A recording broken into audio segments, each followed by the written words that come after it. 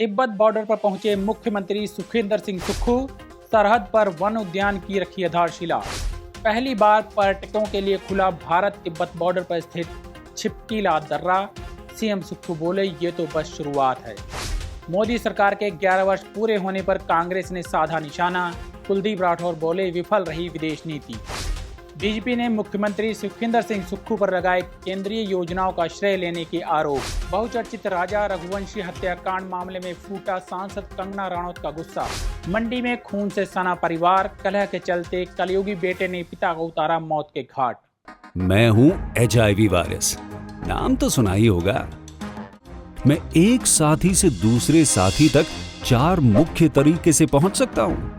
HIV संक्रमित व्यक्ति के साथ बिना कॉन्डम सेक्स करने से, एक ही सुई व सिरिंज का साझा उपयोग करने से, HIV संक्रमित खून चढ़ाने से और HIV संक्रमित मां से उसके बच्चे को। मेरे बारे में जानने के लिए 1097 पर कॉल करके सवाल किया गया।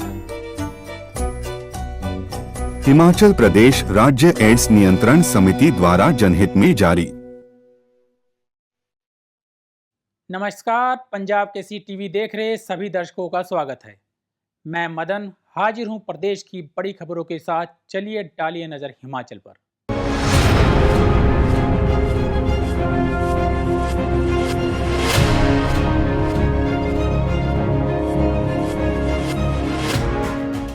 पहली खबर का रुख करते हैं।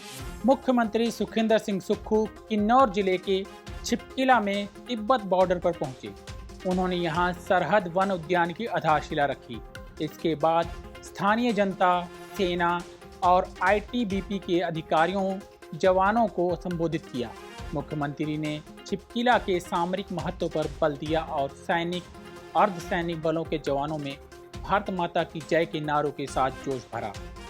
मुख्यमंत्री छिपकीला में इंदिरा पॉइंट तक भी गए और बॉर्डर का जायजा लिया। सीएम सुक्खू इस स्थल पर पहुंचने वाले हिमाचल प्रदेश के दूसरे मुख्यमंत्री हैं।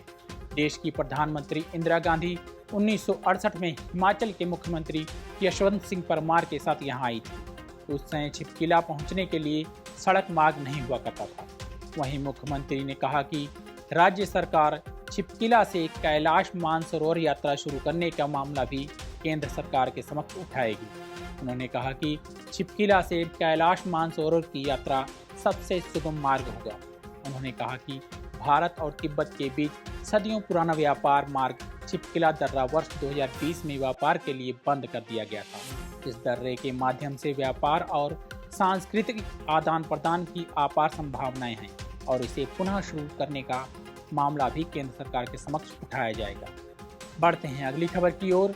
मुख्यमंत्री सुखविंदर सिंह सुक्खू ने आज एक ऐतिहासिक घोषणा की, जिसमें बताया गया कि कभी प्रतिबंधित और दुर्गम सीमा बिंदु रहा छिपकीला दर्रा अब पर्यटकों के लिए खोल दिया गया है।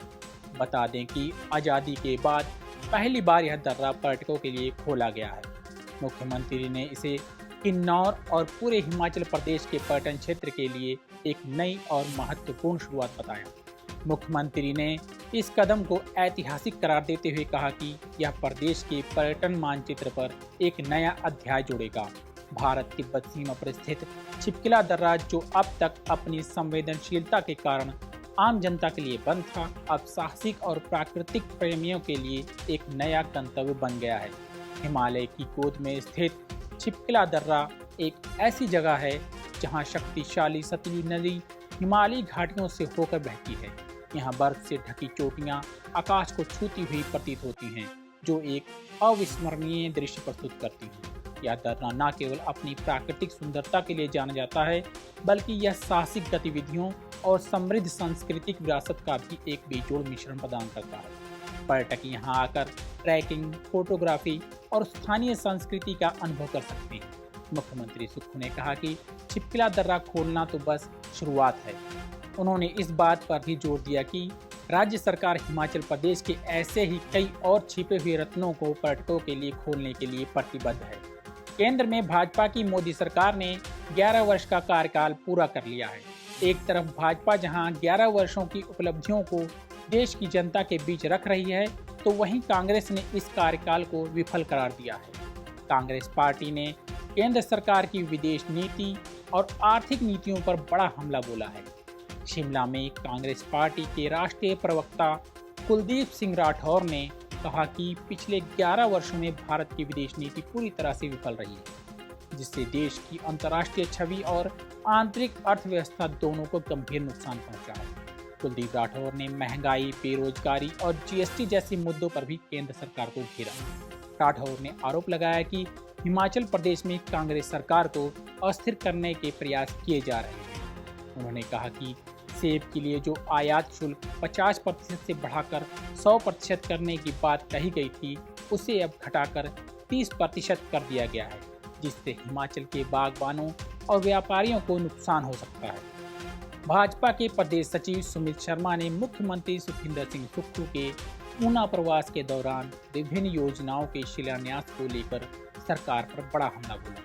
उन्होंने कहा कि मुख्यमंत्री ने इन योजनाओं का जिक्र कर प्रदेश की जनता को अपनी उपलब्धियों के तौर पर गिनाया है, जबकि वे सभी योजनाएं सांसद अनुराग ठाकुर की देन हैं। उन्होंने कहा कि केंद्र की भाजपा सरकार द्वारा चलाई जा रही विकासात्मक योजनाओं को कांग्रेस सरकार जनता के बीच अपने नाम पर प्रचारित कर रही है, जो पूरी तरह से गलत और भ्रामक है। सुमित शर्मा ने आरोप लगाया कि मुख्यमंत्री ने ऊना जिला प्रवास के दौरान केंद्रीय योजनाओं और परियोजनाओं को अपनी उपलब्धि बताने का प्रयास किया।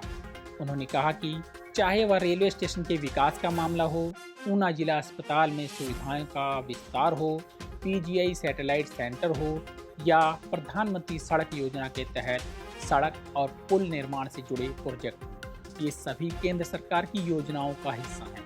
उन्होंने कांग्रेस सरकार से सवाल किया कि उन्होंने खुद प्रदेश के विकास के लिए कौन सी नई योजना शुरू की। उन्होंने मुख्यमंत्री से आग्रह किया कि वे केंद्र की योजनाओं का राजनीतिकरण न करें और सही तथ्यों के साथ जनता के सामने आए।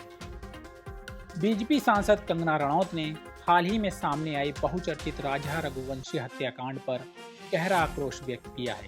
इस चौंकाने वाली घटना पर कंगना की तीखी प्रतिक्रिया सोशल मीडिया पर तेजी से वायरल हो रही है, जहां उन्होंने इसे क्रूर, अमानवीय और समाज के लिए सबसे खतरनाक करार दिया है। कंगना रनौत ने अपने इंस्टाग्राम अकाउंट पर एक लंबा और विस्तृत पोस्ट साझा करते हुए इस पूरे प्रकरण पर अपनी नाराजगी व्यक्त की है। उन्होंने सीधे तौर पर सवाल उठाया है कि एक लड़की अपने माता पिता के डर से शादी से इनकार नहीं कर सकती, लेकिन अपने प्रेमी के साथ मिलकर अपने ही पति की हत्या की साजिश रच सकती है। कंगना ने लिखा, ऐसी मानसिकता समाज के लिए एक बहुत बड़ा खतरा है और इसे किसी भी कीमत पर हल्के में नहीं लेना चाहिए।